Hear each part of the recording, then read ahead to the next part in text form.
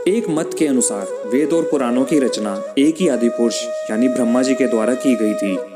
वेद और पुराण दोनों ही हिंदू ग्रंथ और भारतीय संस्कृति की रीढ़ माने जाते हैं। इन दोनों ग्रंथों में असीमित ज्ञान भरा पड़ा है, जिसके द्वारा हमें कई प्रकार की जानकारियां प्राप्त होती हैं। वेद और पुराण शुरू से ही एक दूसरे से संबंधित रहे हैं, इसीलिए कुछ लोग इन्हें एक दूसरे के समान भी समझ लेते हैं, जिसके कारण उनके मन में कुछ गलत धारणाएं और विचार उत्पन्न होते हैं।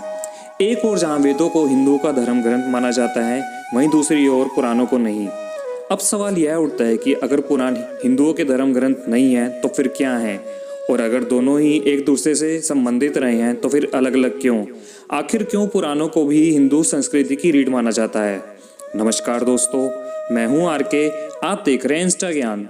दोस्तों, आज की वीडियो बहुत ही खास होने वाली है, खासकर उन लोगों के लिए जिन्हें हिंदू धर्म के वेदों और पुराणों में अंतर समझना है, साथ ही जो इनके बारे में जानना चाहते हैं। इसीलिए आज की इस वीडियो में मैं आपको वेद और पुराणों के बीच के अंतर के बारे में बताऊंगा कि क्यों ये दोनों ग्रंथ एक दूसरे से संबंधित होते हुए भी अलग अलग क्यों हैं, तथा इनकी एक संक्षिप्त जानकारी दूंगा। और अगर आप भी जानना चाहते हैं क्या है वो जानकारी, तो इस वीडियो में मेरे साथ अंत तक बने रहिए। परंतु वीडियो शुरू करने से पहले अगर अभी तक आपने मेरे इस चैनल इंस्टा ज्ञान को सब्सक्राइब नहीं किया है तो इसे सब्सक्राइब करके बेल आइकन का बटन दबा दीजिए, ताकि आपको भी नई नई जानकारी सबसे पहले पहुंचती रहे। तो चलिए आइए शुरू करते हैं विस्तार से।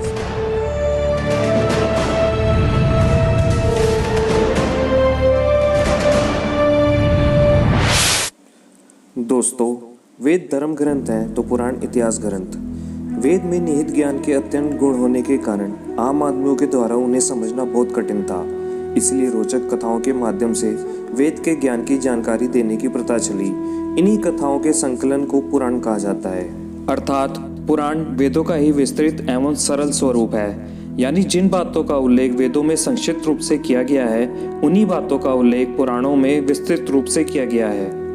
दोस्तों, वेदों को प्राचीन भारत के पवित्र साहित्य के रूप में जाना जाता है।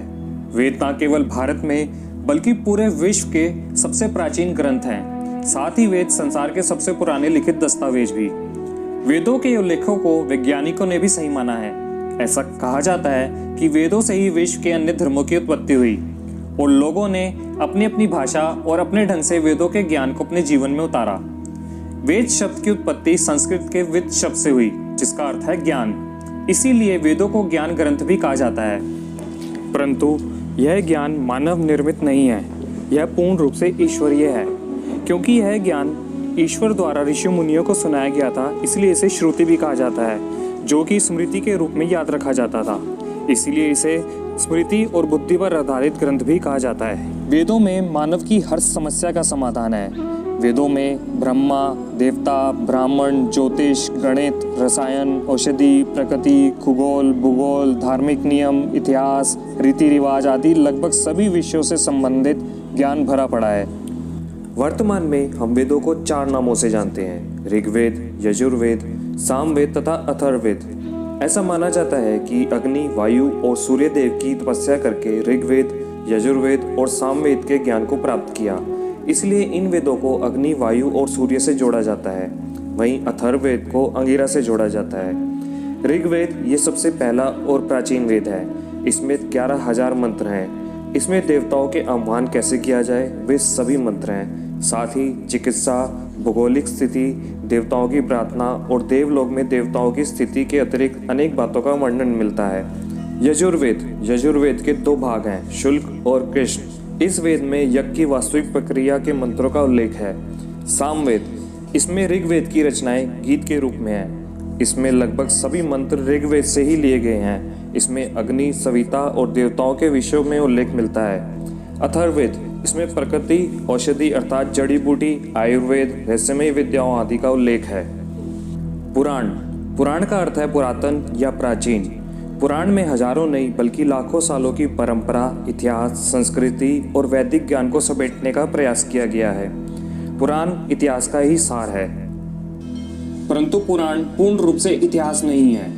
पुराणों में वर्णित विषयों की कोई सीमा नहीं है। इसमें ब्राह्मण, देवी देवताओं, राजाओं, नायकों, ऋषि मुनियों, वंशाली, लोक कथाएं, तीर्थ यात्रा, मंदिर, चिकित्सा, खगोल शास्त्र, व्याकरण, खनिज विज्ञान, हास्य, प्रेम कथाओं के साथ साथ धर्मशास्त्र और दर्शन का भी वर्णन है। ऐसी मान्यता है कि पुराण आज भी देवलोक में विद्यमान है। पुराण हिंदुओं के धर्म को व्यक्त करते हुए एक अखंड ग्रंथ होते हैं जो स्मृति विभाग का ही हिस्सा माना जाता है। भारत में जिन ग्रंथों का महत्व सर्वाधिक माना जाता है उन्हीं ग्रंथों में से एक ग्रंथ पुराण भी है।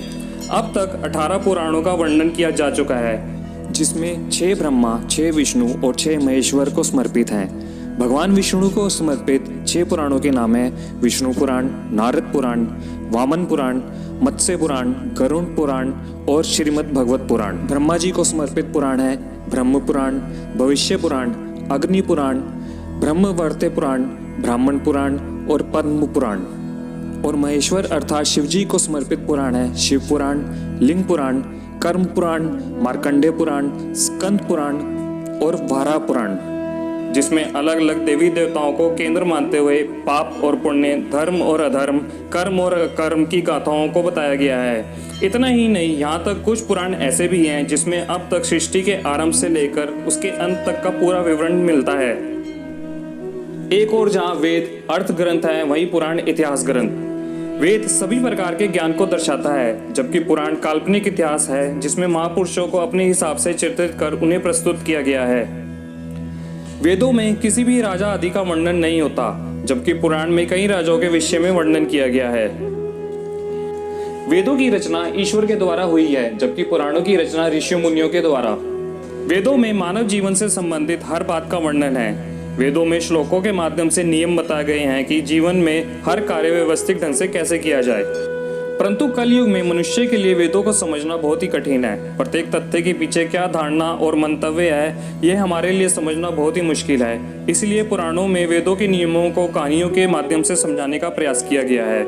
कहानी और इतिहास के माध्यम से हम बेहतर ढंग से समझ सकते हैं कि हम जीवन में किस प्रकार, किस दिशा की ओर अग्रसर होना चाहिए। पुराण इतिहास का ही निचोड़ है। जो घटनाक्रम हुआ उसका तत्परक विस्तृत ब्यौरा। जरूरत है कि हम पुराणों की कथाओं को समझें और उन्हें इतिहास के अनुसार ही अपने जीवन में ढालें। दोस्तों, ब्रह्मा जी द्वारा रचित वेदों में वर्णित वेद मंत्रों का अनुसरण करने वाले योगी पुरुष ऋषि कहलाए, जबकि पुराणों में वर्णित पौराणिक ज्ञान मंत्रों का अनुसरण करने वाले योगी पुरुष मुनि कहलाए। वेदों की अपेक्षा पुराण अधिक परिवर्तनशील है, इसीलिए समय अनुसार इनमें अनेक परिवर्तन होते रहते हैं। परिवर्तनशील प्रवृत्ति होने के कारण ही पुराणों को इतिहास के अधिक निकटतम कहा गया है। दोस्तों, आज की वीडियो में बस इतना ही। अगर आपको मेरी ये वीडियो और मेरा ये प्रयास अच्छा लगा तो इस वीडियो को ज़्यादा से ज़्यादा शेयर करिए, इसे लाइक करिए और ऐसी ही वीडियो के लिए मेरे चैनल को सब्सक्राइब करिए। धन्यवाद।